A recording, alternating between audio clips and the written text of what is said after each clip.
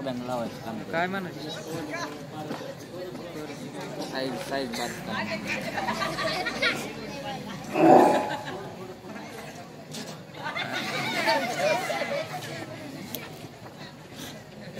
आजपर्यंत केलेली कारस्थानं या मध्यमुळे सुटली. आता मला जगात कोण आहे?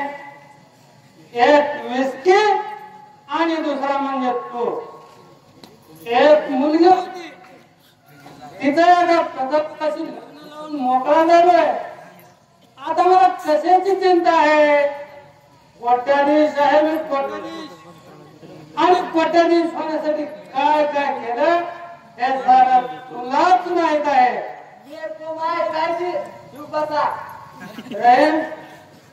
तू माझा उजवा हात आहे. माझ्या प्रत्येक कामाची तुला माहित आहे. आज मी 4-5 कारखान्याचा मालक, संस्था चालक आहे. पक्षात माझं वजन आहे. पक्षश्रेष्ठी मला न मागता तिकीट देतात आणि ही जनता पैसा प्यायला की गुमान मत देऊन निवडून देतात. खूप भोग्यांनी भुसवारी जनता म्हणूनच पक्ष माझे हांजी करतोय. क्या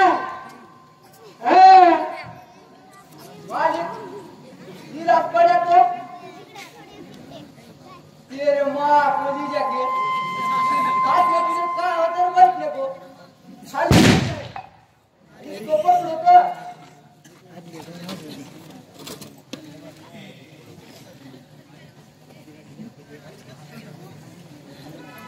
अरे तुला माहित आहे का राजकारणात मी एवढा मोठा झालो ते पैसा आणि गुंडगिरी यांच्या भरावर.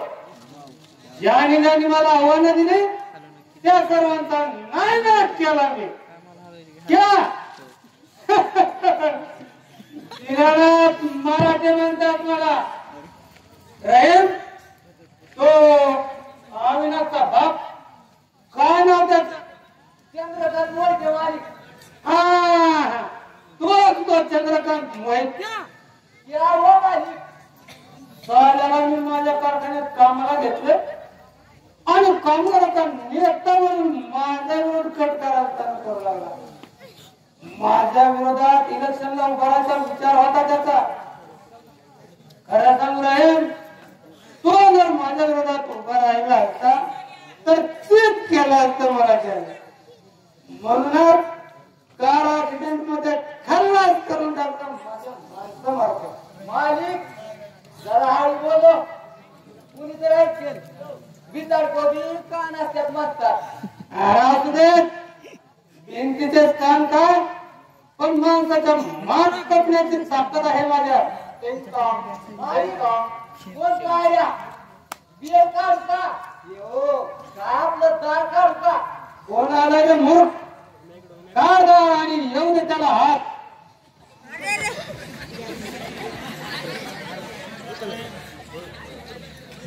हाय सरिता. सरिता अगं मी आलोय. अविनाश गॅरेजवर राहून तुला भेटण्यासाठी. कुठे गेली असेल? हा लायब्ररीत गेली असेल. आता काय मी आलोय.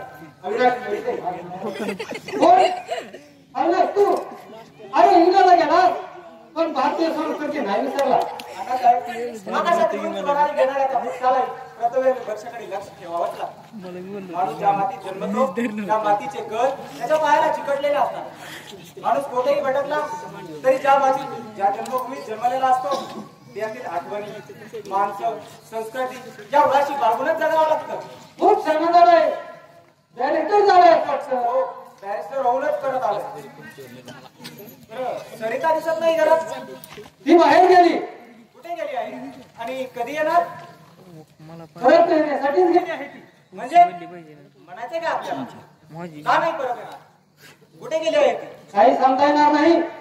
पण तू तिच्याविषयी एक शब्दही विचारू नको. अण्णासाहेब काय झालंय तुला ते स्पष्ट सांगा जरा मला.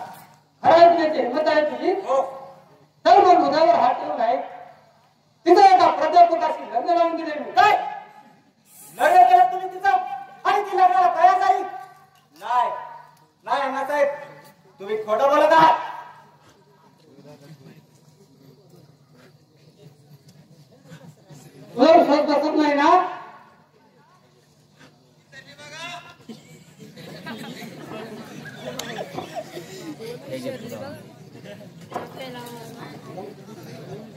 सापडा ना की आता किशोर ठेवलेला हा घे पुरावा. गॅसची बुडी आता तरी बसला ना विश्वास. विश्वास अण्णासाहेब, विश्वास का केला तुम्ही माझा? होय केला माझ्या प्रेमाची. मी गरीब म्हणून एका श्रीमंत मुलाशी लग्न लावून दिलं होय. अण्णासाहेब, अहो बॅरिस्टर होऊन आल्याबरोबर लग्न करतो असं सांगून गेलो होतं. मग का केली तशी दगाबाजी? नाही नाही, माझ्या कानावर विश्वास नसतो. काय करू मी आता? कोणासाठी जगू? सरिता ते भाषेचं किरण होतं आणि तिनंही माझ्या प्रेमाशी गद्दारी करावी, मला विसरावं, याच वाईट वाटतंय. विसरली नव्हती ती आणणार, विसरायला भाग पाडून मी तिला. अण्णासाहेब, असं निष्ठुरपणे कोमल करायला का पुष्करलं? सरिता, का नाताळलंच ग माझ्या निरागस प्रेमाला? अगं माग बघा प्रेमळ जाऊन आरडायला असं मला स्वप्नात वाटलं नव्हतं. आता काय नाही सरिता, सरिता, सरिता, अविनाश, अरे अविनाश, असं आपण करून काय होणार आहे का? धीर धर, स्वतःला सावर, शिवाय आहेच ना मी. अण्णासाहेब, सासरी पोरीला पाठवताना प्रत्येक जण या शब्दात तिचा समाधान करतो. पण सासरी गेल्यावर तिला काय वेदना होता ते तिलाच माहिती. अवी, आता आमच्या कार्यकारी मंडळाची मीटिंग आहे. मीटिंग संपली की ताबडतोब मी परत येईन. मग सविस्तर बोलू आपण. येतो. नदीला महापूर यावा तसा दुःखाचा महापूर आलाय माझ्या अंतःकरणात. शेक्सपियरच्या हेमलेट प्रमाणे स्थिती झाली. आता आपला प्रेमवृक्ष आता उन्मळून पडेल, निष्पर्ण होईल असं मला कधीच वाटलं नव्हतं. किती भयान वादळ निर्माण झाले माझ्या जीवनात. त्या वादळाने आपला प्रेमवृक्ष उन्मळून पडलाय. आकाशातील ढग पळतायत पैरावैरा. साठा समुद्राकडे राहत असलेला हा जीव ढगांना सांगत आहे, ढगांनो, अरे जा जा, जिथं माझी सरिता असेल तिथे जा आणि तिच्या कोमल गाण्याच्या स्पर्शाने पवित्र झालेली तिची ओढणी घेऊन या. त्याच वस्त्राने माझे प्रेम झाकून टाका. पण सरिता, माझ्या प्रेमाला लाथ आणलंच काय? माझ्या प्रेमाला लाथ आणून त्या प्राध्यापकाशी लग्न केलीस? स्त्रिया इतक्या नीच, कपटी, विश्वासघाती असतात हे माहित होतं मला. आता मी हे नीच मार्गाचाच अवलंब करणार आहे. गरीब कामाने नाही हैराण करून सोडलं तरी मग त्याची अवलाद नाही. तुझ्याच घरात राहून तुझा संसार उद्ध्वस्त केल्याशिवाय मला शांती मिळणार नाही. या चरित्राचा काही विकसित नाही बघा. त्यांनी लग्न करा अखेरपर्यंत नकार दिला, परत देवळी ठिकाणी जात असून त्यांचं काही चाललं नाही बघा. त्यांनी जबरदस्ती शादी करण्यात आली हो. नाही, काही एक सांगू नकोस ना. अरे कोण दोष आहे याचा सोक्ष मी लावणारच आहे. यामुळे काय फसवते काय? Nonsense rascal.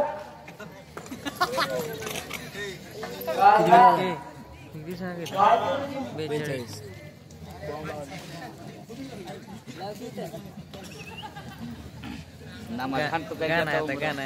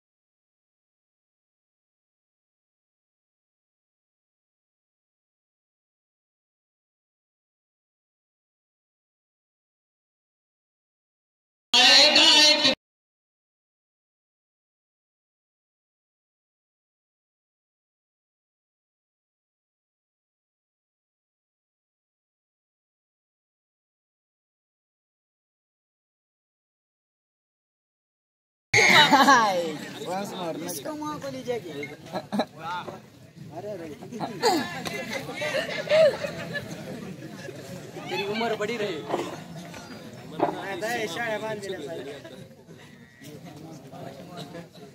चालू कर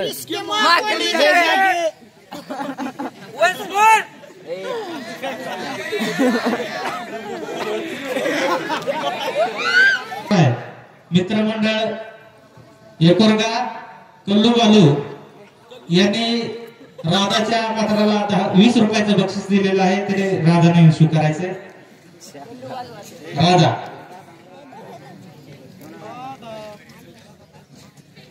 तसेच मी त्यांच्या साऊंड सिस्टमच्या कमी आवाजाला वाडा डॅम कडून 10 रुपयाचं बक्षीस आलेलं आहे. धन्यवाद. त्यानंतर संतोष श्रावण सूर्यवंशी ढाकणे यांच्याकडून या नाटक कंपनीला 50 रुपयाचं बक्षीस आलेलं आहे. दिग्दर्शकाने स्वीकारायचंय. त्यानंतर दिनकर कोरके मटनवाले यांच्याकडून या नाटक कंपनीला 10 रुपयाचं बक्षीस आलेलं आहे. मी आपला अत्यंत आभारी आहे. त्यानंतर शाहरुख यांच्याकडून रहीमला चकण्यासाठी 10 रुपयाचं बक्षीस आलेलं आहे. रहीमने स्वीकारायचंय. त्यानंतर यानंतर दीनानाथला चुपाट्याकडून 10 रुपयाचं चकण्यासाठी बक्षीस आलेलं आहे. दीनानाथने स्वीकारायचंय. यानंतर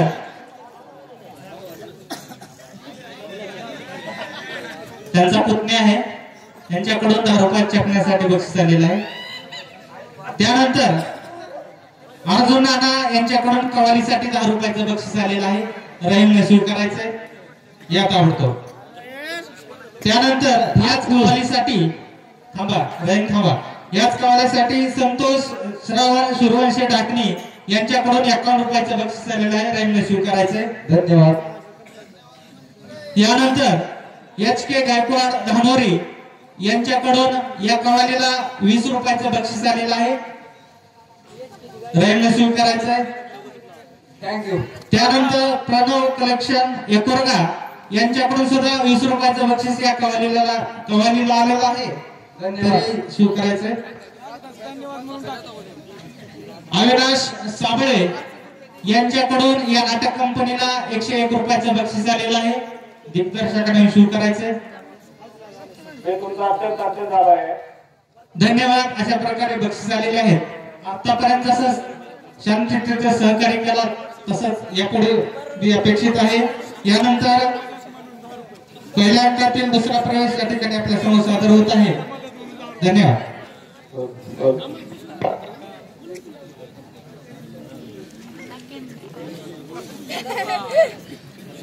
विचारायला